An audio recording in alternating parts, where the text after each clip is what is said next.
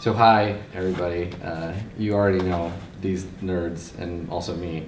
But you might not know that we have been playing role-playing games together on the internet for a year and, what, two days, I guess now? Yeah, a year and 2 just days. about. Friendiversary. Yeah, so it's like kind of our friendiversary, and we're sort of celebrating by dragging Dave over from distant lands to join us in Seattle for GoPlay Northwest, which is a convention that is now, for context, it's like almost midnight, and we've all been playing games all weekend, and we're all exhausted. Wiped. Yeah, but I just thought it might be fun to like get everybody together and do a little thing. So did everybody have a good time? Did we enjoy our yeah. No? Nah. I was gonna do that. I was gonna be the like, no, it was awful. I'm Dave. Dave doesn't sound at all like Dave. Dave. Yeah, Dave, modify yourself so you sound like Adam's version of you, so it's consistent. Always. Alright, Dave. Yeah, I mean, you're pretty much, he's just doing like what the ogres from Warcraft No, do. Or the peasants. The peasant. Yeah, exactly. Oh, fuck over there. Basically. Fantastic. Well, so I've done some video of myself talking about the stuff I've been up to. But what did everybody do? What did you? I killed a lot of people. But like at the con though, like I mean, you were unaccounted for several hours. And I don't even know what you were doing during those. There were some fire trucks. Yeah. Went to get pizza and like heard quite all a the lot. sirens. Listen, I was trying to cover my tracks.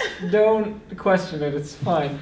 But no. Well, in context, what I mean when I say I killed a lot of people is one of my highlights is playing some Inheritance, which is like a Viking funeral LARP, and I got to be total shit disturber and stab a bunch of people. It was Noble Daxo. Daxo mains Reaper for sure. Yeah, Daxo definitely mains Reaper. He's an edgelord to the extreme. It was actually really interesting to watch you get in like LARP mode. Oh yeah? Yeah, because you could see that you were acting differently than you usually do. Like the second Adam started explaining the rules, it was like elf LARP mode. Like I could see it on your face. Oh, that's cool. It was really cool to watch. I mean, like, I'm aware that I have, like, process for that. Mm-hmm. And there were a couple of times during the game where I was like, okay, I gotta get back in, like Daxo mode, you know? And, like, so forth. But usually you don't notice that from the outside, right? So it's cool to hear, like, oh, yeah, you got, like, this intense LARP mode. And I'm kind of the LARPer of this group of people. I've been watching you roleplay for like a year. So. That's true. That's true. Yeah. I felt like when we were running it, because I was facilitating it, so I wasn't really like playing, but I was still very much participating. It would have been cool to have. It's the kind of thing where I could imagine it being fun to share with like streaming it. Oh or yeah. A video of it. Oh yeah. Because it's so short, right? You can do it in 3 acts. And actually, you totally could. Yeah, because it's in a room. If you had a camera and sort of or like 1 or 2. There's not too much of a space. If you had a producer or two, like you could definitely stream Inheritance. Or you could just not have a producer, and you could just make it like drama school. You could do like real world Inheritance. Just crap. Just everyone like goes up to the camera, like, go into the closet, and they're like, be like my GCSEs, except not as good. Yeah, like no, I definitely could see some like community college production of Antigone stuff being a thing. Well, I think that's the thing about like those LARPs too. And I think a lot of people when they go to play a game they haven't played before, or the style of game, because LARPing I think is still quite new to a lot of people. Yeah. They'll fall back on the kinds of role playing that they're familiar with. But if you have to physically be in the space, there's so much more to do with your body, and then it does definitely become the like, I don't want you to do that. Because I'm angry, like you know, like the kind of start overacting. I definitely the thing that struck me like the hardest while we were doing it was trying to put aside the like, oh man, Blue Jay is like looking at me with these eyes, and it's like really full of emotion. I was making eyes at Elf. But I'm a hard badass, and like I love her or whatever, but no. Yeah. For context, I was Elf's mom. Yeah. Yeah. Yeah. Not that kind of making eyes. No. But it was like there was like real emotion there, and it was super great. I really liked it. Yeah. I did some theater in my day. I mean, my character and Blue Jay's character also had a really intimate, emotional moment right before she poisoned me. Yeah, that was great. Yeah. Spoiler warning: Blue Jay's the worst. Actually, I think I was the worst.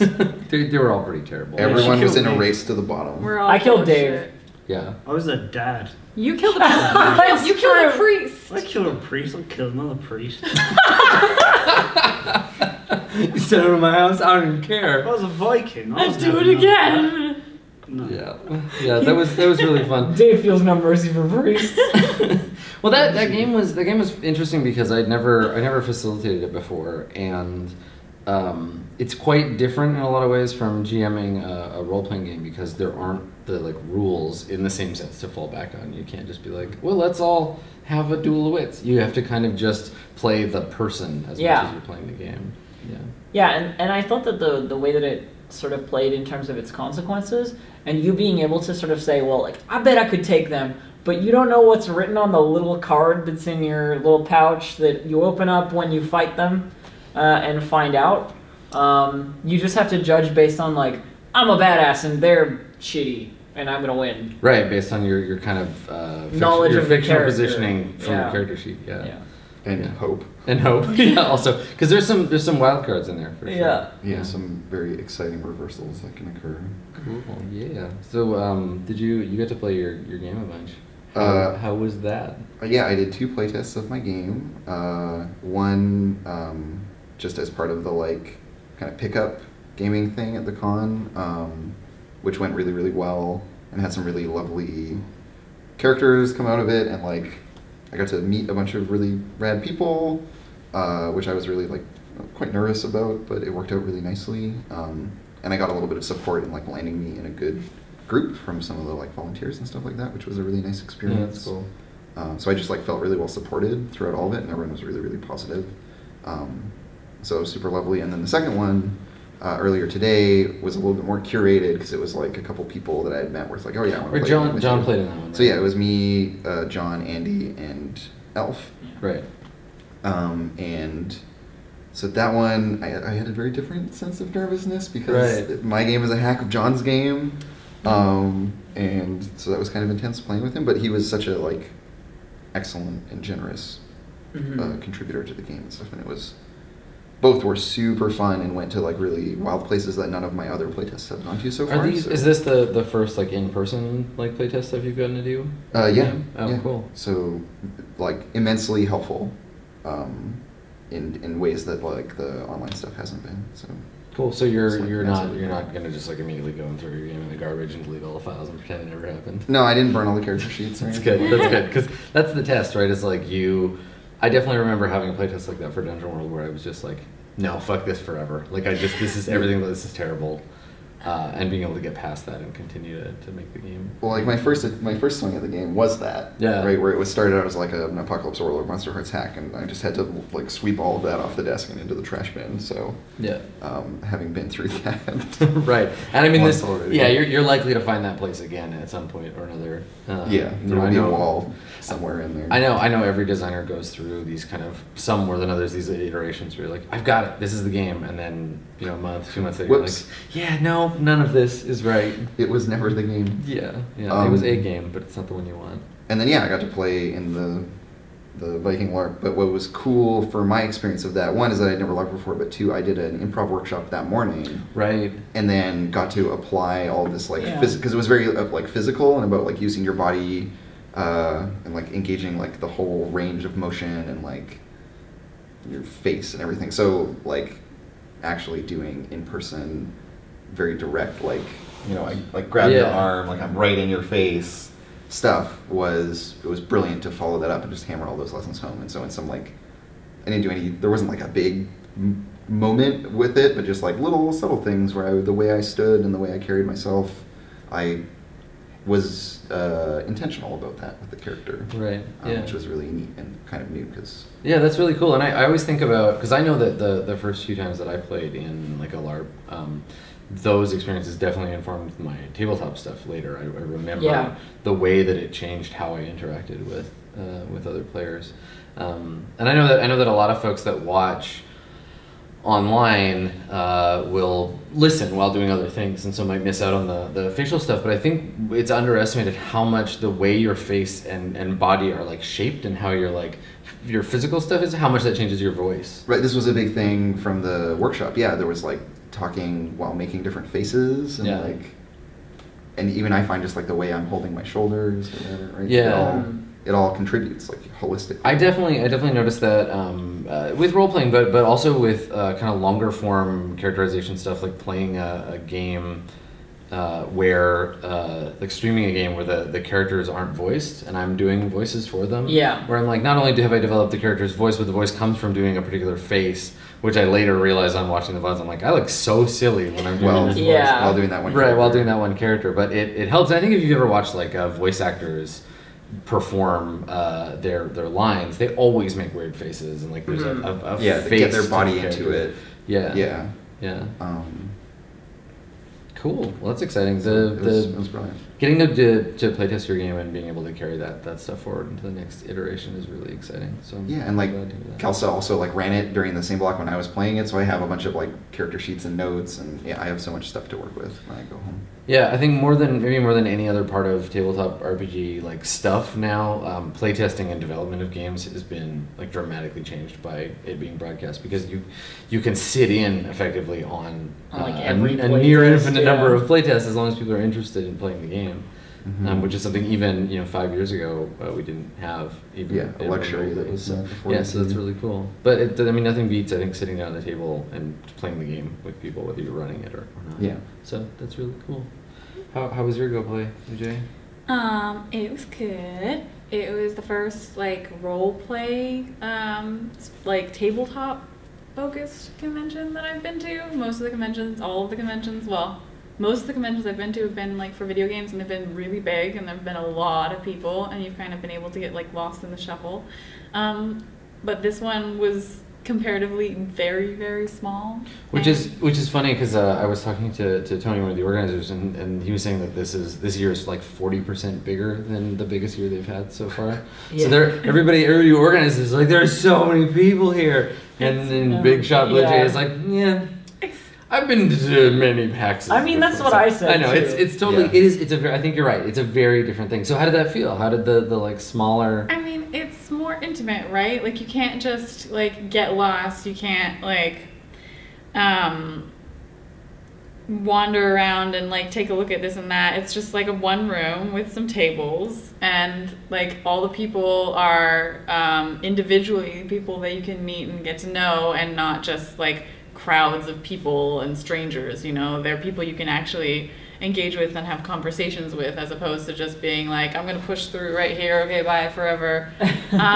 Which is good, and it was nice to be able to actually spend time and play games with people, because like most of the time for larger conventions I'm kind of like in a rush, going like here, there, everywhere. Don't worry, we'll get you a booth so you can do a signing next year. Thank you. Yes, I would love that. That would be so great, because I'm super famous and everyone loves me. To that point, I know that even with a con like this, we've talked to the organizers a little bit about what maybe next year we could do to like stream some stuff. Because, hell yeah. I think we all know, like, as you talk about going to a convention, and you're like, I'm going to do this, or I'm going to talk about this thing, or this is going to happen. The immediate question is like, I live in the middle of nowhere, and I would like to watch you do this. Will stream? And you're like, maybe some. I would like to the stream. Yeah, so we've talked a little bit about what we could do to make that happen next year. And like talking about inheritance, like that would have been so cool to have like in perpetuity, to be able to like look back on and be like, oh, that part was so good. Like not just for like outside people on the internet who are like, that sounds really cool and we'll never be able to see it, but for like us. To be able to like look at it from the outside and be like, oh, look at me doing a cool thing. Or to criticize yourself, to evaluate. Maybe. I mean, I do that, Right? I think it's helpful. So, so you got to do obviously the LARP with the rest of us and experience the small con thing. Yeah, and I played a bunch of board games. Yeah, I like that you tweeted that I was forcing people to play board games with me. Totally. Yeah. I mean, it was a real trial. That's how it was. Seriously, I didn't force anybody. I just asked. You're like, I want to play this game. Yeah. You want to play this game with me? I'm like, no, Adam, I don't want to play any games with you. Why would I ever play games with you? Cleverly concealed, the little ankle. Chaining them to the table. Yeah, exactly. I know that people were like following along on that stuff, and all the board game stuff got the most like hits on. Yeah, cool, awesome. Yeah. Well, it's the easiest to share, I think. Like you can't really share like when you're playing a role-playing game. you're kind of like engaged. And like with Inheritance, we were all like on. No one's busting out their smartphone during Inheritance. But yeah, the board games are a little bit slower, and you're able to kind of expand that. I mean, you could have when you were like holding your. I wasn't about to. I really liked having the board games because it's a game and we're playing it, and then there's the social element. You can like talk to people over the table and like have that casual atmosphere. I was kind of nervous about, like, I can't lie, I was nervous about playing role-playing games with strangers, committing to 4 hours like in it at a table with people you've never met before ever in your life. Like, I don't know, it's different when I play games with you guys. Like, that's it. It's like, us, it's been a year, and like you're pretty much the only people I roleplay with. So like to invite like other people, it was just like, See, what we're doing though is like we're trying to keep you from playing with other people, so you can be like, oh my god, these people are shitty. I need these other people. I could do so much better. I could do so much better. Exactly. We're just like, no, it's fine. We're great. We're the best, definitely. Definitely the best group you could ever have. 100%. Don't go looking for other role-playing groups. Well, you didn't play any other role-playing games besides the Inheritance game, but it was a 10-player game, so you did get to do some role-playing with some strangers. And that was, I don't know, the Inheritance was so cool because like I used to do a lot of theater, and I haven't LARPed, but like I've done improv and scripted stuff, lots of and skills. Like I used to want to be an actor, and that's all anyone that plays role-playing games seriously is rather washed up actors or like failed authors or I mean, that's my life. Right? Like, I think it's like, why do you think I go away for weekends and pretend to be someone else? Yeah. It's okay. It's alright. Dungeons and Dragons is better than movies. Ouch.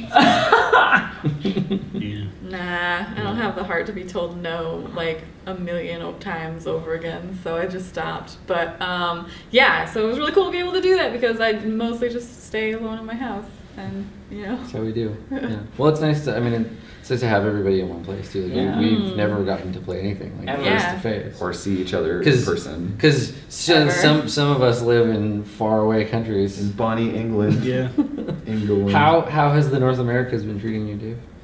Are you enjoying your visit? Yeah. That's good. That's it. I'm glad. Yes. I mean, this has been like a journey of first we've been dragging you all around town and feeding you strange food and making you play weird games with us. How are you feeling about that? Yeah, it was pretty good. Like, Adam sounded really weird when he picked me up from the airport. I sounded weird? You sounded weird. Like, everybody else sounded normal, but I had to readjust to your new voice. That makes sense. If Persona 5 has taught me anything, it's that cell phones modify the sound of your voice because of compression. Thanks, Persona 5. It was true. I was like, but then also I'd like not slept on the plane, so maybe it was also that. Did you think Adam had been replaced by like a clone Adam? I mean, I did show up at the airport wearing a gorilla mask, so I mean, there's probably that as well. Yeah, he had to like bail me out because I was trying to bring in all the. I can't talk about that, can I? No, that's not allowed. No, it was alright. Got a bunch of stuff through US Customs though, so that wasn't too big of a deal when we were driving up from Canada. I mean, down. Out, up, wherever. Yeah, I thought they would be like a lot more thorough, but. Wow. Just bragging about your what exploits. is this? What is this? Like, look at my criminal exploits, Dave hour? Yeah. Well, he also killed a priest. I mean, I was gonna say, hold on. We did start this with you talking broadly about. Yeah, but everybody knows I'm a murderer. Okay. Fair. I mean, I gotta say, we played a couple of games in which your duplicitousness was a necessity of your success, Dave. I was surprised how villainous you were, especially when we were playing nobody Doom. expects it. Dave as the Harkonnens is literally God. my worst fucking nightmare. He was a monster, a terrifying monster. Horrible. It was great. I almost never wanted to play role-playing games with him ever again. I did a lot of lying and a lot of bluffing. It didn't help. I still lost, but it was quite fun. I mean, as soon as one of the people at the table was like, "Shut up! Stop interfering!" or whatever, I was like, "I know," and I was like, Yeah. Well, I hope that we get to see more of evil Dave tendencies. I think Brother Miro is taking pretty dark turns. Brother, it's gonna be. Yeah, he doesn't quite know, so we only get a little bit of that, but eventually, I think. I'm coming up to the idea of showing my true nature a little bit more. I mean, not my true nature, like Dave, if you become the villain of the show, what am I gonna do? What am I gonna do if you're a villain? You can all just be my lackeys. Oh, I'm supposed to be the biggest asshole. It's the big takeover. That's like all I have to give to this group. Is that I'm the hugest asshole. Yeah, but assholes aren't just bad guys. Yeah, then I guess we'll just like have to work out a new dynamic where I let you think that that's the case. Where secretly from the shadows it's just me. From the shadow? From the shadow. And I just spin around. Spin around petting a cat. Yeah, so what's been funny is that I think at some point or another during this whole like time that we've all kind of been at the con or beforehand, everyone has independently expressed the like, I miss Burning Wheel. I want to. Yeah, we all have. Yeah. So so we you know I'm sure we all had a good time at the con, but we're looking forward to getting back and playing some more Burning Wheel. Have a proper bed. These ones are a bit shit. Oh my god. Yeah. Return to our own beds. Not to disparage this established hallowed institution. I think all of us save maybe Andrew are kind of shut-ins. So we're all looking forward to returning home and staying away from the sun and the outside and other human beings. Hey, will the camera pick up how you always characterize me as a shut-in, but I go outside. I do things. Yeah, she spends whole weekends outside. Fine. Well, I'm looking forward to getting away from all these people. I mean, I'm not saying. And having the nice distance of the internet. Yeah, I don't want to be around you guys anymore. I'm fucking over it. Okay, but side note though, I definitely like over the course of the last like 4 hours have like sort of come to that realization that like I'm not gonna get to hang out with you guys like IRL. Mm-hmm. Yeah, not for a while. It'll be and I'm like probably pretty Twitch, sad. Probably TwitchCon. Yeah, TwitchCon will be October. the next time. Yeah, that most of us are together. Well, we'll have to begin collecting the sacred unguents so that we can summon Dark Lord Dave back soon. But thanks for coming to my favorite con, everybody. Yeah, it's my new favorite con. Yeah, it was great. I had a really nice fun. time. Yeah, and I'm glad. And I got the spiel about several other cons that may be worth going to. People are trying to recruit Elf. Yeah. Nice. Yeah. Good. Cool. Well, I hope that you have enjoyed some of the footage from GoPlay Northwest 2017. It has been my pleasure to record some of it for you. Thanks for coming, friends. We'll see you on the internet, everybody. See you later.